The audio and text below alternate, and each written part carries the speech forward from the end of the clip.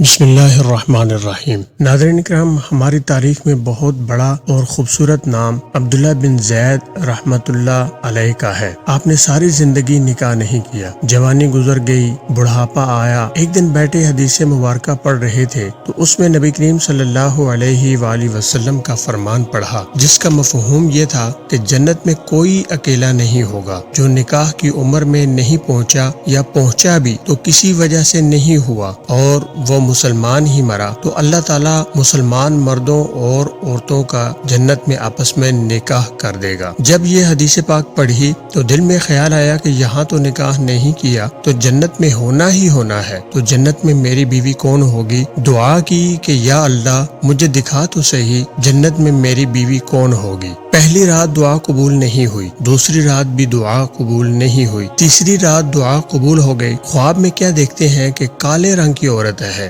حضرت بلال حبشی رضی اللہ تعالیٰ عنہ کے دیس کی رہنے والی، حبشہ کے دیس کی، اور وہ کیا کہتی ہے کہ میں میمونہ ولید ہوں اور میں بصرہ میں رہتی ہوں۔ پتہ مل گیا۔ آنکھ کھلی تو حضرت کی تہجد کا وقت تھا، نوافل پڑھے، نماز فجر باجماعت ادا کی اور سواری لے کر حضرت عبداللہ بن زید بصرہ گئے۔ وہاں لوگوں نے بڑا استقبال کیا، حضرت کا نام ہی بہت بڑا تھا۔ بٹھا کر پوچھا، حضرت بتائیے بغیر اطلاع کے کیسے آنا ہوا؟ خیر تو ہے؟ آپ نے پوچھا یار یہ تو بتاؤ یہاں کوئی میمونہ ولید رہتی ہے؟ لوگوں نے حیران ہو کر پوچھا، حضرت آپ اتنے دور سے چل کر میمونہ ولید سے ملنے آئے ہیں؟ آپ نے فرمایا کیوں، اس سے کوئی نہیں مل سکتا؟ لوگوں نے کہا نہیں حضور، وہ تو دیوانی ہے، لوگ اسے پتھر مارتے ہیں۔ حضور نے پوچھا کیوں مارتے ہیں؟ لوگوں نے کہا حضور کام ہی ایسے کرتی ہے، کوئی رو رہا ہو تو اسے دیکھ کر ہنسنے لگتی ہے اور کوئی ہنس رہا ہو تو رونا شروع کر دیتی ہے، اور وہ اجرت پر پیسے لے کر لوگوں کی بکریاں چراتی ہے۔ آج بھی وہ ہماری بکریاں لے کر جنگل میں گئی ہے، آپ آرام فرمائیں، عصر کے بعد آ جائے گی، آپ مل لیجئے گا۔ حضرت عبداللہ بن زید نے فرمایا عصر کس نے دیکھی؟ کہا وہ کس سمت گئی ہے؟ لوگوں نے کہا حضور جنگل نہ جائیں،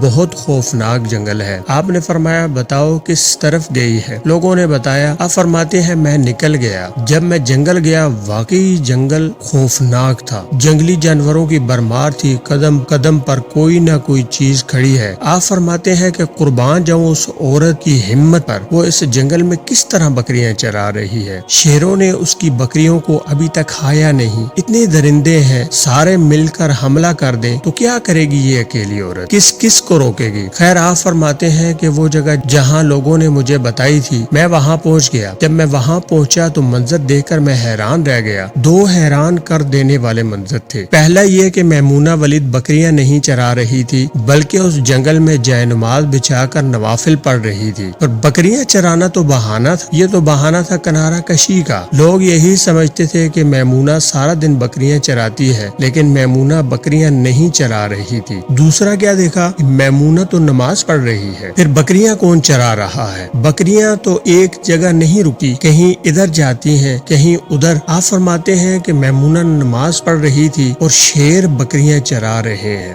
بکریاں چر رہی ہیں، شیر ان کے ارد گرد گھوم رہے ہیں۔ اگر کوئی بکری بھاگتی ہے اس کی فطرت ہے شرارت کرنا، تو شیر اسے پکڑ کر واپس لے آتا ہے لیکن کہتا کچھ نہیں۔ آپ فرماتے ہیں میں حیران و پریشان کھڑا تھا کہ یہ کیسے ہو گیا، یہ فطرت کیسے بدل گئی؟ لوگ کہتے ہیں فطرت نہیں بدلتی، یہ شیروں اور بکریوں میں یاری کیسے ہو گئی؟ آپ فرماتے ہیں میں دنگ حیران و پریشان کھڑا ہوں، مجھے نہیں پتا کہ کب میمونہ ولید نے نماز ختم کر دی اور مجھے مخاطب کر کے کہتی ہے کہ اے عبداللہ ملنے کا وعدہ تو جنت میں تھا، آپ یہاں آ گئے۔ آپ فرماتے ہیں میں حیران رہ گیا، اس سے پہلے تو ملاقات بھی نہیں ہوئی، میمونہ ولید کو میرا نام کیسے پتا چل گیا؟ تو آپ فرماتے ہیں کہ میں نے میمونہ ولید سے سوال کیا اس سے پہلے ہم ملے نہیں، ملاقات نہیں ہوئی، تو میرا نام کیسے پتا چلا؟ تو جواب کیا ملا؟ میمونہ ولید فرماتی ہیں عبداللہ جس اللہ نے رات کو تجھے میرے بارے میں بتایا ہے اسی اللہ نے مجھے آپ کے بارے میں بتایا ہے۔ آپ فرماتے ہیں کہ جس چیز نے مجھے سب سے زیادہ حیران کیا وہ یہ تھا کہ یہ فطرت کیسے بدلی۔ میں نے میمونہ ولید سے پوچھا آپ یہ تو بتاؤ یہ شیروں نے بکریوں کے ساتھ یاری کیسے کر لی؟ یہ تو غذا ہے ان کی، اگر شیر بکریوں کے ساتھ یاری لگائے گا تو کھائے گا کیا؟ یہ کیسے